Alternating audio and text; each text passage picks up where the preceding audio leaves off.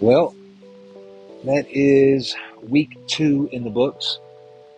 And you know that part of vacation, maybe it's not everybody, but with me, when you go on vacation, there's always that point in time where you kind of get over it and you just want to go home. And you want to go to your own bed and your own living room and your own kitchen and your own grocery store. You know what I'm talking about. You're just over it. You're ready to go home. There has been 2 of those occasions. They've done come and gone. And reality sets in that, hey, man, this is it. This ain't vacation. It is, but it is not. So it's great. It's going great. We absolutely love it. I think that John is settling in now. We've kind of explored, the beaches that are good for us. I got him a surfing coach who's really good. Yeah, it's going real good. Now, I will say for everybody who is like, I get a lot of questions from you guys out there that they want to know how much it costs and everything. I would say this. I think that I am probably spending the same amount of money that I was spending back in the United States. I've always been that way. I've always, if I made 300,000, I was spending 320,000. It's just the way it goes. But my money is just going a lot further here. I mean, living on the beach, living in a nice place. We eat good. We consume a lot of water. We consume electricity. Like a lot of the people, like Nicaraguans that live here, maybe they don't consume as much electricity. Because like $100 electricity bills like astronomical here. And for me, coming from the United States, where my apartment was like $250, a 2-bedroom apartment, and another like $130, $140 in water, plus a $1,500 a month rent. That got me an apartment in Fayetteville, North Carolina.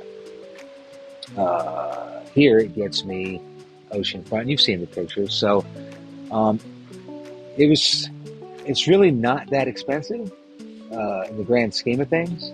I would say that, if you want to come down here and you don't have a retirement, a disability, a 401k that pays out, whatever it is that people do to have what I call checking the mail pay. If you're not set up like that, you're not going to do good here. There's no jobs here. You might be able to come down and if you're a surfer and get a job as a surf instructor, but it don't pay well. But, I think all in all for 3 people, it only cost me, let's see, it was like $2,500 in plane tickets. I put $4,200 down for the first and last and deposit on the house. So you add those 2 together. Then when I got here, I paid $2,500 for a vehicle, which is only a quad.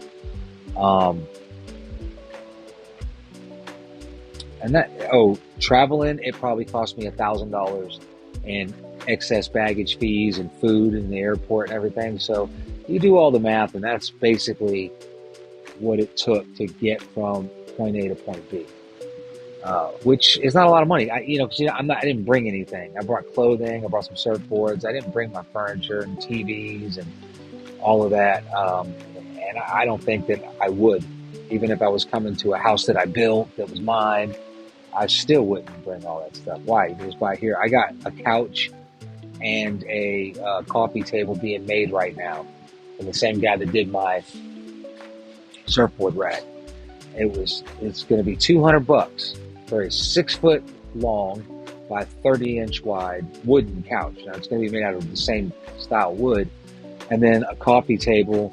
I believe it's 46 inches long by 24 inches wide, and it looks like a surfboard coffee table. All custom made stuff. It's pretty cheap.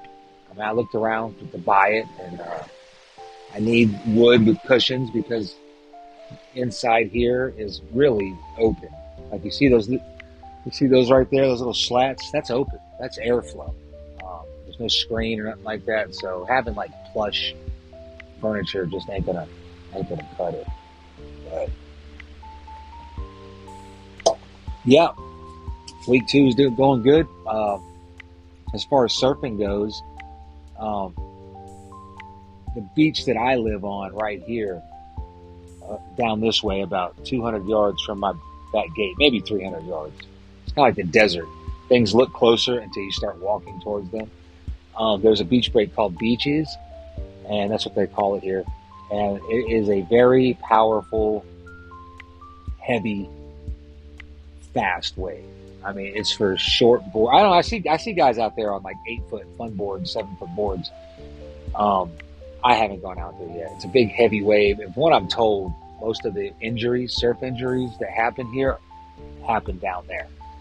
And it barrels, so you can get in the green room. You can get barreled out there real easy. It barrels almost every third wave or so, every set.